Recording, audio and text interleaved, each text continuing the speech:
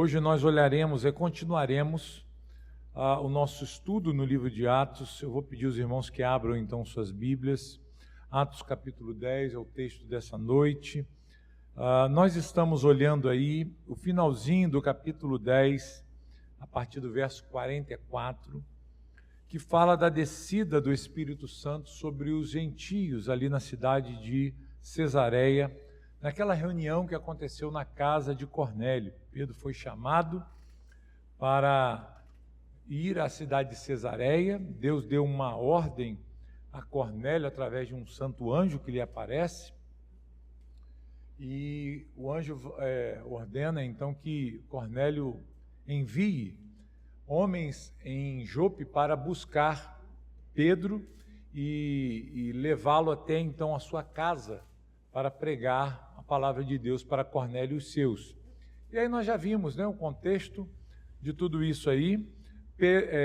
Na última oportunidade que nós pregamos aqui, estudamos, na verdade, com os irmãos, nós vimos que o Espírito Santo desce sobre os gentios ali na casa de Cornélio, e acontece ali o chamado Pentecostes gentio, onde os gentios se tornam participantes também da mesma graça que os judeus participaram em Jerusalém e os samaritanos participaram ali naquela ocasião em que Pedro e João foram confirmar aquela obra de salvação que estava acontecendo em Samaria, quando Filipe, o evangelista, foi lá e pregou para os samaritanos, e houve uma grande conversão ali, Agora, a mesma realidade acontece em Cesareia, uma cidade que, embora estivesse nos limites de Israel, era uma cidade basicamente romana, porque era ali que se estabelecia grande parte do governo romano no reino de Israel, na terra de Israel. E é nesse lugar então que Pedro se dirige e começa então a pregar para Cornélio e aqueles que foram convidados por ele a ouvir a mensagem. Quando nós entramos aqui no versículo 44, na última oportunidade, onde nós vimos que Pedro ainda estava falando, não havia ainda terminado o seu discurso, a sua pregação, quando de repente o Espírito Santo cai sobre os gentios.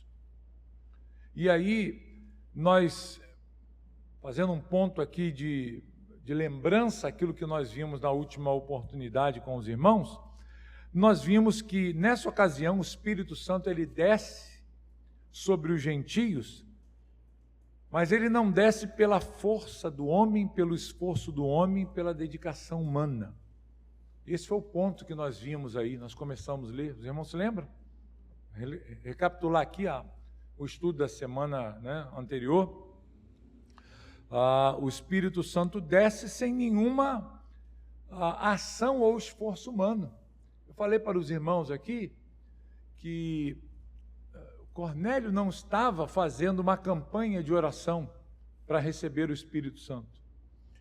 Os gentios que estavam ali também não estavam numa campanha de jejum, de orações, de sacrifício, de santificação, como a gente vê muito acontecer nos dias de hoje, Como se dependesse do homem, do esforço humano, do sacrifício humano, para que Deus conceda o Espírito Santo a nós. E nós vimos que isso é uma grande bobagem pensar assim, porque o Espírito desceu livremente, soberanamente, sobre aqueles homens, e desceu sobre todos, todos que estavam ali, foram convertidos e batizados com o Espírito Santo, e nós apresentamos aqui o conceito do batismo, um pouco do conceito do batismo do Espírito Santo, ou com o Espírito Santo, no Espírito Santo, como você queira usar a expressão aí, e vimos o que isso significa, que nada mais é do que a inserção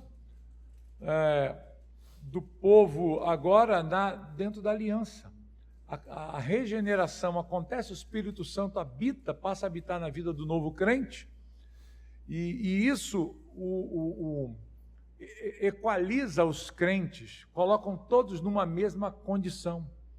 O Pentecostes gentio aqui foi importante por isso, para que não houvesse, por parte dos judeus, a argumentação em dizer, olha, nós somos crentes em Jesus, mas nós temos alguns privilégios a mais porque o Espírito Santo nos foi dado e a vocês não. Ou dizer isso também aos samaritanos. O objetivo aqui de ser narrado e acontecer e ser registrado esse momento foi para que a gente pudesse ter esse entendimento, que todos os crentes são iguais, estão nivelados diante do Senhor. Não há judeu, samaritano, gentio, todos desfrutam da mesma posição. Então, o objetivo é esse aqui. E aí nós vimos, então, dentro desses primeiros versos aí que os irmãos estão vendo, que é o versículo 44, nós ficamos aqui, nos detivemos basicamente aqui, quando o Espírito Santo desce sobre os gentios sem nenhuma ação humana ali sendo feita, realizada para fazer com que o Espírito Santo viesse sobre eles. E hoje, irmãos, o nosso objetivo aqui hoje é ver o segundo ponto desse nosso estudo, que a descida do Espírito Santo sobre os gentios trouxe admiração aos judeus. Esse é o ponto que nós observaremos hoje. Mais uma vez, para relembrar aos irmãos, na última oportunidade nós vimos que a descida do Espírito Santo não aconteceu pelo esforço humano, mas aconteceu na proclamação do Evangelho. Enquanto Pedro estava pregando, o Espírito desceu sobre eles, ok? E hoje, então, nós veremos que essa descida do Espírito Santo sobre os gentios trouxe admiração aos judeus. São os versos aí 45 e 46. Então, vamos olhar?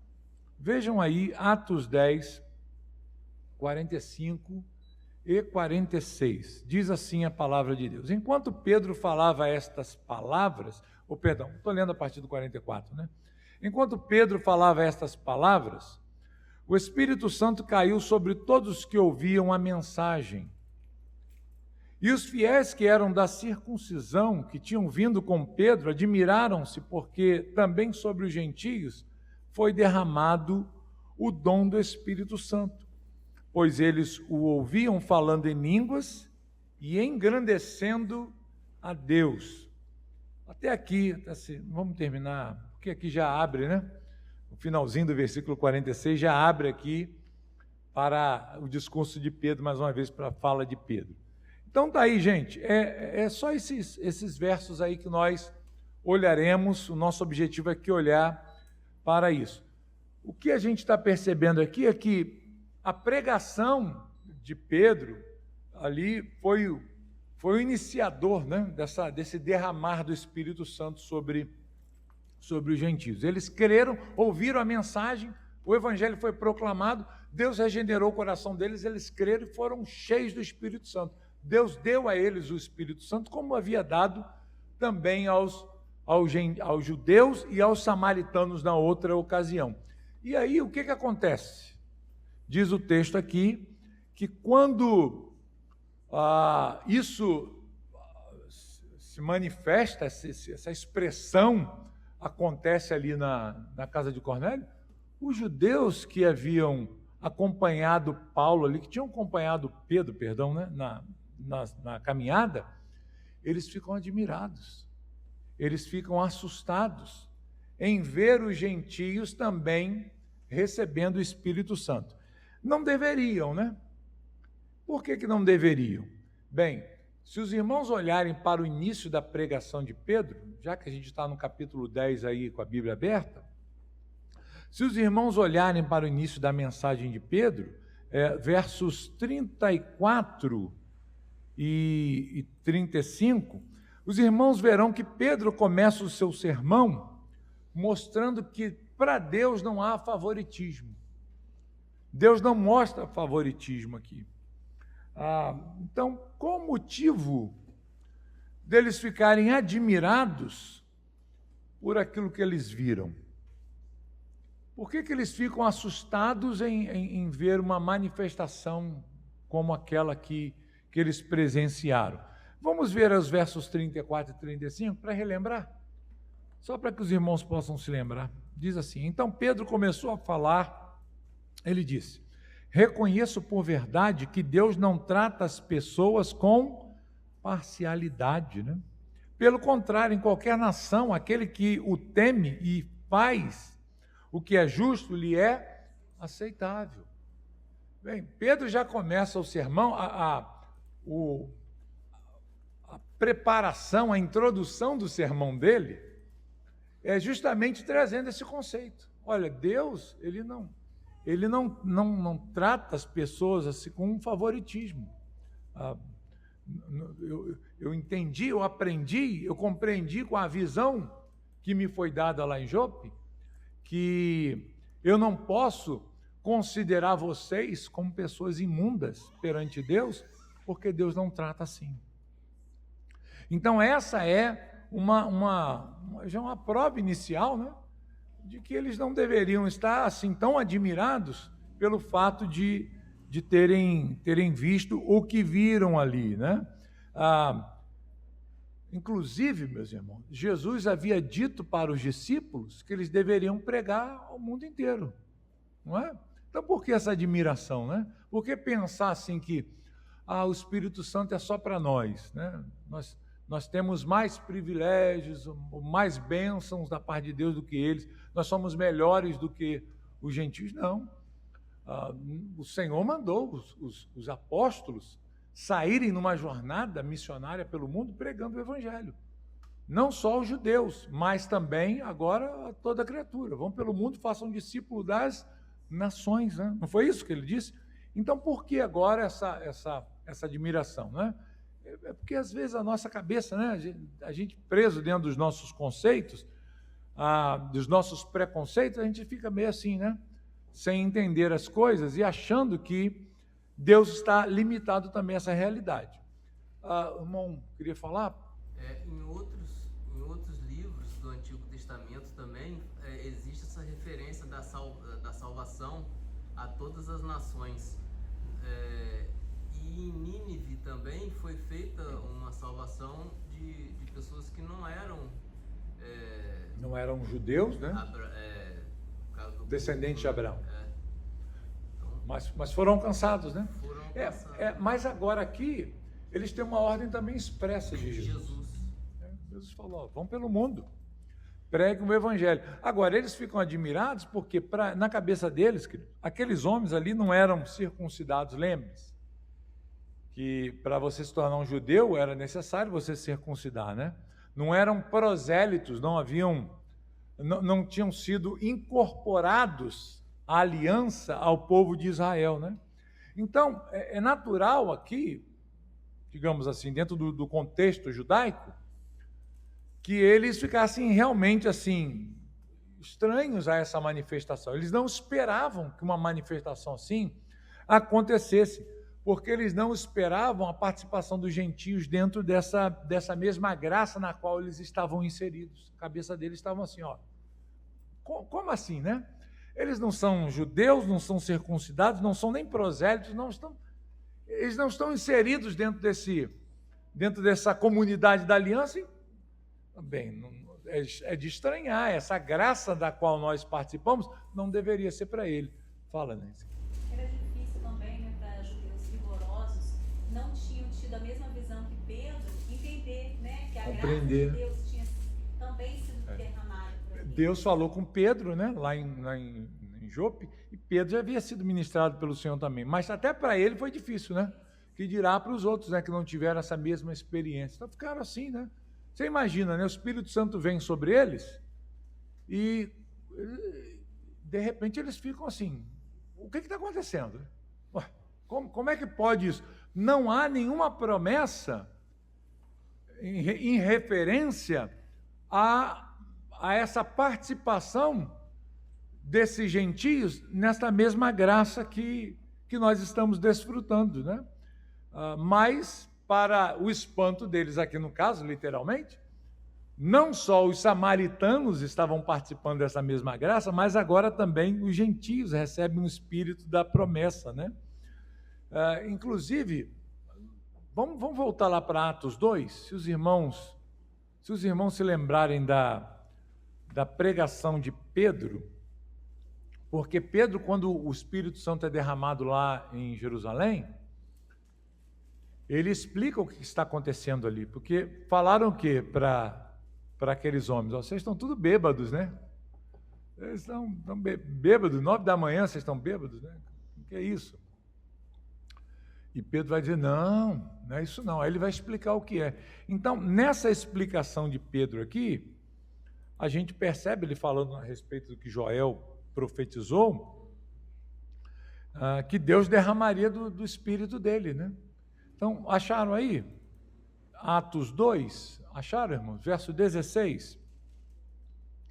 Verso 16, vamos ler até o 18, depois a gente lê um pouquinho mais na frente. Mas o que está acontecendo é o que foi dito por meio do profeta Joel. E acontecerá nos últimos dias, diz Deus, que derramarei o meu espírito sobre toda a humanidade. Os filhos e as filhas de vocês profetizarão. Os seus jovens terão visões e os seus velhos sonharão. Até sobre os meus servos e sobre as minhas servas derramarei o meu espírito naqueles dias e profetizarão. Olha o que diz agora, um pouquinho mais na frente, versículo 39. Porque a promessa é para vocês e para os seus filhos e para todos os que ainda estão longe, isto é, para todos aqueles que o Senhor, nosso Deus, chamar. Na cabeça do judeu, irmãos, essa promessa de Joel aqui, ela estava limitada apenas aos descendentes de Abraão. Mas Pedro vai mostrar que não, né? Que havia um alcance mais amplo desse derramar e que seria a inserção de outros povos também dentro da aliança, né? Então, isso mostra, queridos, que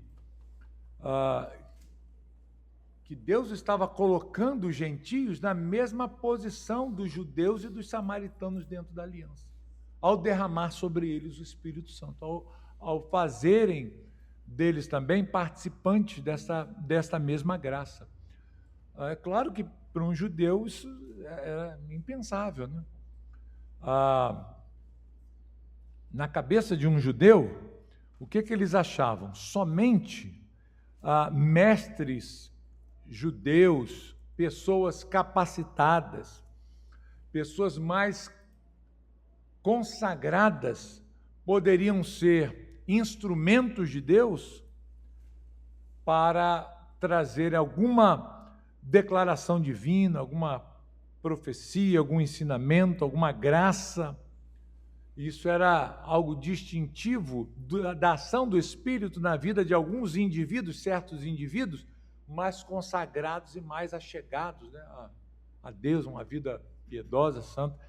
Na cabeça deles, a ideia de, então, os gentios receberem essa mesma realidade, esse mesmo dom, era impensável. Só quem é muito consagrado recebe essa graça da parte de Deus. Então, assim, um mestre da lei, um escriba muito bem versado, piedoso, temente a Deus, um profeta judeu, mas um samaritano, jamais. Um gentio, menos ainda, né? Então, na cabeça desse povo, era impensável você considerar alguém tão desqualificado assim para ser um instrumento de Deus. E hoje, irmãos, veja se não é isso também.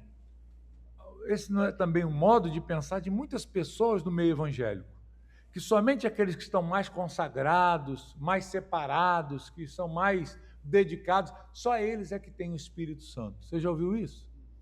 Só fulano ali que tem uma vida mais consagrada, aí Deus derrama sobre ele, né? Unção, graça, poder, sei lá. Então, ele tem o Espírito Santo, outro irmãozinho que já quase não lê a Bíblia, né? Quase não vai à igreja, falta culto pra caramba, Deus vai dar Você vai dar o Espírito Santo para ele? Vai nada. Então, se você quiser ter o Espírito Santo, você tem que ralar muito, né? Vai ter que orar muito, jejuar muito, pagar muito preço aí, santificar, se sacrificar. Aí, estando apto assim, quem sabe, de repente Deus derrama sobre sua vida, né? Então, essa é a mentalidade, essa é a mentalidade presente nos dias de hoje, mas que também estava presente na mente do judeu naquele século, no primeiro século. Por isso, quando eles viram os gentios sendo cheios do Espírito Santo, falaram, ué, não estou entendendo nada, o que é isso? Como pode esses homens participarem dessa mesma graça? Somente pessoas mais consagradas é que podem experimentar essa realidade, e eles nem judeus são gentios, né? Então é complicado isso, né? Quem levantou a mão, pediu, falando? Uma dúvida, pastor. Esses judeus que se assustaram, né, ficaram admirados, eles já eram cristãos, né, esses judeus, né? Sim. O quanto os judeus não cristãos tinham isso em mente do batismo pelo Espírito, sabendo dessa promessa de Joel? Alguns eles nunca presenciaram, né? Você diz um judeu que não era crente em Jesus. Porque assim, o próprio Cristo já havia os confrontado, dizendo que prostitutas e publicanos já estavam entrando no reino do céu. Mas ali está falando de salvação, não necessariamente de batismo do Espírito Santo, embora uma coisa esteja ligada à outra. Mas a dúvida como eles encaravam essa manifestação do Espírito? Os não cristãos. Então, dessa mesma forma, eles achavam que só indivíduos aqui mais consagrados poderiam ser inspirados por Deus para realizar alguma tarefa. No âmbito judaico, não estamos nem considerando aqui não apenas o batismo, mas qualquer outra coisa. Por exemplo, se alguém se levantasse como profeta, mas não tivesse ali uma vida piedosa, se autodeclarando um profeta, um instrumento de Deus, alguém que fala em nome de Deus, mas que não tem uma vida consagrada, uma vida piedosa lá, dedicada, eles olhariam para essas pessoas e falariam assim, não é não. Porque eles achavam que somente uma pessoa bem consagrada é que poderia ser um instrumento de Deus inspirado para realizar algumas tarefas. E aí a gente deve entender que esses judeus, por mais que eles já fossem cristãos, eles ainda carregavam esse conceito, né? De, não, poxa vida, tudo bem Deus usar Pedro, mas derramar esse dom sobre Cornélio, sobre esses homens aqui, na cabeça deles é impensável isso, né? Pastor Marcelo, você levantou a mão também, né? Fala aí. Eu ia comentar só de um texto aqui, mas me veio à memória com outro texto também. Romanos capítulo 2, versículo 10 e 11. Glória, porém, e honra e paz a todo aquele que pratica o bem, ao judeu primeiro e também ao grego. Porque para com Deus não há acepção de pessoas. Né? Isso aí vem nos confrontando com esse ponto, esse pensamento. Que os judeus acreditavam que eram só eles merecedores dessa graça. Mas aqui Paulo já está afirmando que não é só isso. Né? Então, primeiramente veio com os judeus, né? E em seguida foi dispensado para todas as nações. Mas assim, o versículo que logo me veio à memória foi lá em Efésios capítulo 3, leia aí, então. 5 e 6, o qual em outras gerações não foi dado a conhecer aos filhos dos homens, como agora foi revelado aos seus santos apóstolos e profetas no Espírito, a saber que os gentios são cordeiros, membros do mesmo corpo e co-participativos da promessa em Cristo Jesus por meio do Evangelho. Que é a questão de dispensação do Evangelho, através dos profetas e apóstolos cristãos naquele tempo, levou a eles o conhecimento da palavra. E os judeus acreditavam que era só o Evangelho, a palavra do Senhor, era só voltado ao povo judeu. Mas com a dispensação para outros povos, logicamente indicado pelo próprio Cristo, primeiramente com os primeiros apóstolos, depois com o próprio Paulo que recebeu do Senhor, foi levado o conhecimento, esse conhecimento a outras nações, e com isso veio essa mudança de comportamento e a regeneração desses povos. E assim, para o judeu, realmente era complicado essa aceitação. Sim, muito. Porque ele, como também da mesma mudança do judaísmo para o cristianismo, houve um grande tempo aí de luta, de falta de aceitação de muitos, e não foi pela força. Né? A gente sabe que foi assim, pela graça, pela pregação, né? Uma mudança individual de cada um. E também no tempo desses homens, a aceitação do gentio em relação ao evangelho, com certeza houve muita resistência dos judeus. Sim, os judeus sempre tiveram essa... Isso foi quebrado justamente aqui. Porque eles não aceitavam. A partir daqui, pastor, eles começaram a ver que não faz lógica você insistir numa separação quando Deus já quebrou essa barreira. Até que eles estavam ainda. Tanto é que a gente vai ler um versículo aqui no capítulo 11, antecipando, que a gente vai ver que a igreja, quando soube disso lá na frente, Pedro teve que se explicar, né, para eles, para mostrar que, olha, não há, o Senhor quebrou toda a barreira, o Senhor quebrou toda a divisão. Nós não podemos considerar os gentios crentes inferiores, não. Eles são crentes como nós em Jesus. Tanto judeus, samaritanos, gentios, não importa. Estão na mesma condição. Uma das barreiras que a gente já até tratou sobre isso aqui em alguns estudos, a questão da circuncisão mesmo, a exigência. Tinha que ser. Tinha que passar por isso, e a gente sabe que não é essa questão. Mas assim, muitos dos costumes judaicos atrapalhou nessa aceitação, acredito eu, né, que foi sendo rompido, sendo quebrado. Quebrando aos pouquinhos, né? Alguns escrúpulos que eles tinham, né? O primeiro concílio da igreja, a gente vai ver lá no capítulo 15, trata disso, desse rigor que os judeus tinham nas suas práticas cerimoniais ainda, que, junto com o grego, dava um choque, né? Então, aí a igreja teve que sentar para discutir isso aí. Mas muito disso, dessas questões de costumes, atrapalhando essas aceitações quanto à regeneração e a mudança de vida.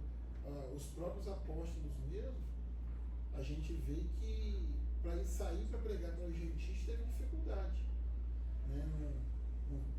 Não saíram para pregar para os gentios como eles tinham a facilidade e a disposição para estar pregando entre o povo judeu. Uhum. Né? Eu acredito que também um pouco dessa questão aí afetou eles. Uhum. Sim. Mas é isso, deu para entender aqui esse ponto, né? Deu para compreender?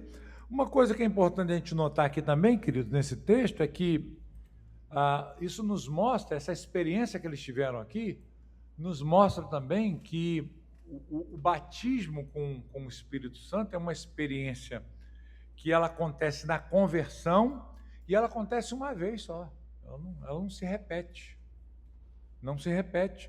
É interessante porque, se nós olharmos para o texto aí, a gente vai ver que ela acontece na hora da conversão, é o momento que eles creem em Jesus, né, na pregação ali, eles são cheios do Espírito Santo.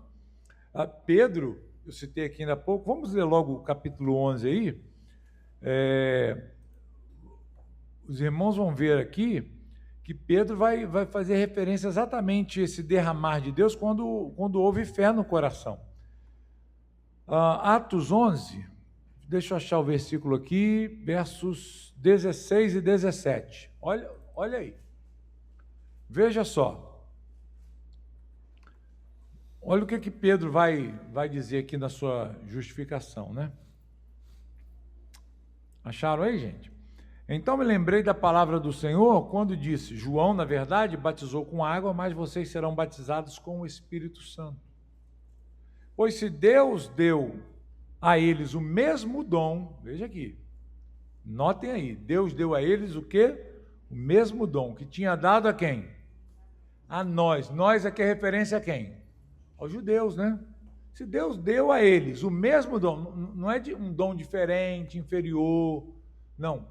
O Senhor concedeu a eles a mesma coisa que foi concedida a nós. Quando foi que eles receberam isso? Quando cremos no Senhor Jesus. Então isso acontece aonde? Na conversão, né? É uma realidade que acontece na hora da regeneração. É que as pessoas fazem essa confusão, né? Sobre o que é o batismo no Espírito Santo. Então, uma coisa que a gente precisa notar também é que Cornélio e os seus convidados, todos eles foram cheios do Espírito Santo, foram batizados no Espírito Santo, falaram em outras línguas. Mas Pedro falou em línguas aqui?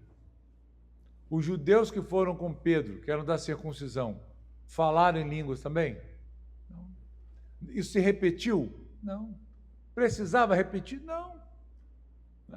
O objetivo não é esse aqui, né? Então, o que o texto está procurando nos mostrar é exatamente isso, que foi uma ocasião única e ela acontece no momento da conversão, quando há de fato a regeneração. Inclusive, nós veremos aqui depois, hoje não vai dar por causa do nosso horário, que inclusive isso até precedeu o batismo nas águas desses homens. Eles nem batizados nas águas eram ainda, mas já tinham o Espírito Santo. Deus deu a eles esse mesmo dom que havia dado aos apóstolos, aos judeus, aos samaritanos, é a mesma realidade. Então, uma coisa que a gente precisa considerar, irmão, dentro dessa confusão que se é feita com relação ao derramar do Espírito Santo, ao batismo com o Espírito Santo, é que em nenhuma parte das Escrituras, em nenhum lugar, se você pegar de uma ponta a outra da Bíblia, principalmente no Novo Testamento, é claro, né, que menciona mais essa realidade, em nenhuma parte das Escrituras você vai ver uma admoestação, uma exortação a se buscar o batismo com o Espírito Santo. Porque a gente ouve muito isso hoje.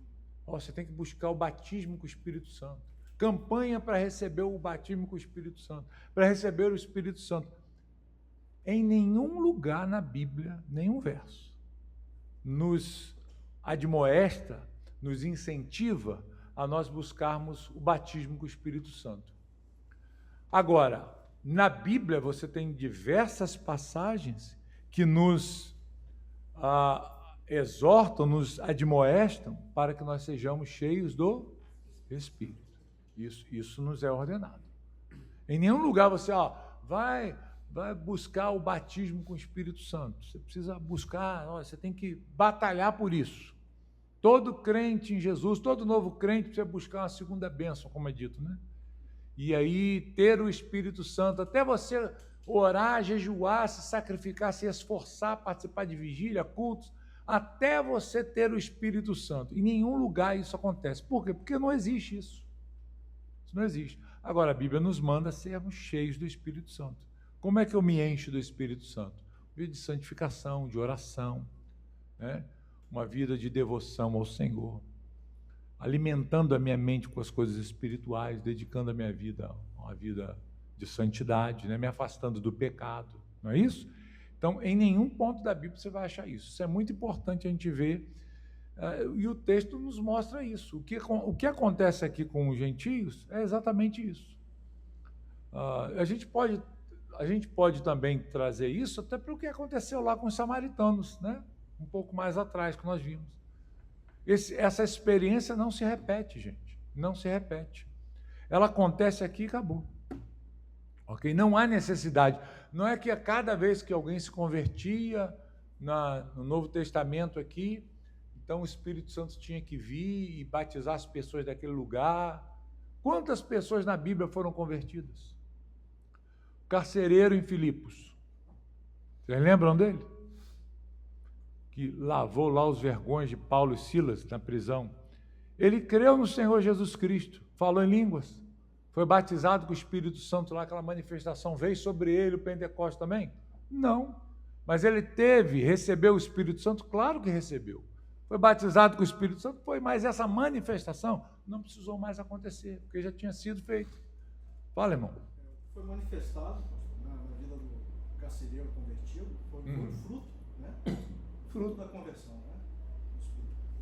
Isso você pode pegar isso em qualquer outra conversão, irmãos. Você encontrar Lídia, né? Você não vai ver isso. Era uma mulher temente a Deus, piedosa, né? Mas não era salva. E se converteu. E a gente não vê nenhuma referência a Lucas escrevendo lá, olha, e Lídia então ouvia Paulo pregando ali na beira do rio, junto com as mulheres, e aí, de repente o Espírito Santo veio sobre ela, e ela foi cheia do Espírito Santo, e falou em línguas, e nada disso, irmãos. Isso não se repete, ok? Deu para entender, gente, aqui? Semana que vem a gente vai ver o finalzinho desse texto, versículos 47 a 48, aí, porque o nosso horário já acabou, né? Dúvidas, irmãos? Alguém quer complementar aí mais alguma coisa? Falar mais alguma coisa? Ficou algum ponto para ser...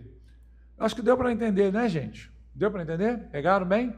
Então, amém. Na próxima semana nós olharemos aí os versículos finais, a partir do verso 47, e o que acontece aí, né, nesse período aí final, até que Pedro fica mais um tempo lá com eles, enfim. Uma bênção acontece ali em Cesareia. Muito bem, vamos orar então para a gente encerrar esse momento, agradecer a Deus, curva a sua cabeça, feche os seus olhos, oremos ao Senhor.